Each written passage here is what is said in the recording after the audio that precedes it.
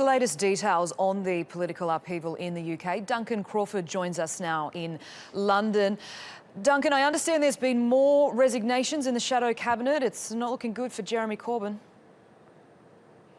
No, it's not looking good at all. Jeremy Corbyn's leadership very much under threat in the opposition Labour Party. We've had a raft of resignations again this morning. Just some of the latest. Steve Reid, he's the Shadow Minister for Local Government. That's in the last few minutes. Also this morning, Diana Johnson, she's the MP for Hull North. Chris Matheson, he's part of the Shadow Justice team, and so on. So those resignations continuing after yesterday, where 11 senior members of the Labour team resigned after Hilary Benn, the Shadow Foreign Secretary, was sacked by Jeremy Corbyn after he voiced concerns about his leadership. All these resignations and all the resignation letters, they're all basically saying they don't think he's up to the job to be party leader or to win a future general election.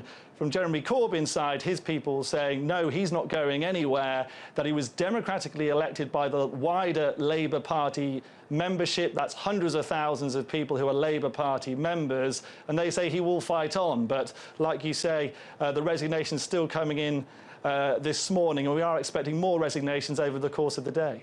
And the first politician to resign from all of this was David Cameron himself. He's holding a cabinet meeting at 10 Downing Street. I imagine there's going to be some pretty robust discussions there.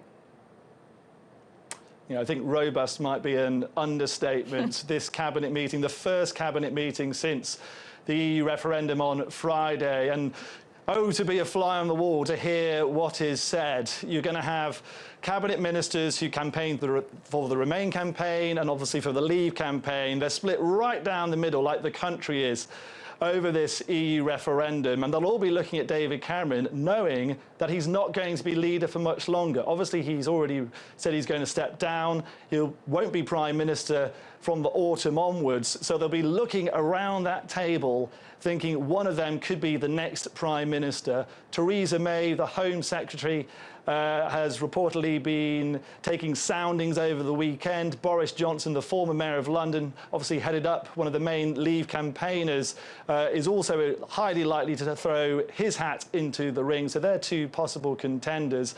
As for David Cameron in that cabinet meeting, I think we don't know what he's going to say, but I expect it will be that there needs to be a show of unity at this time to try and bring the party back together, and also to present a plan to the country, who understandably a lot of people very worried about jobs, about the economic consequences of the UK leaving the EU.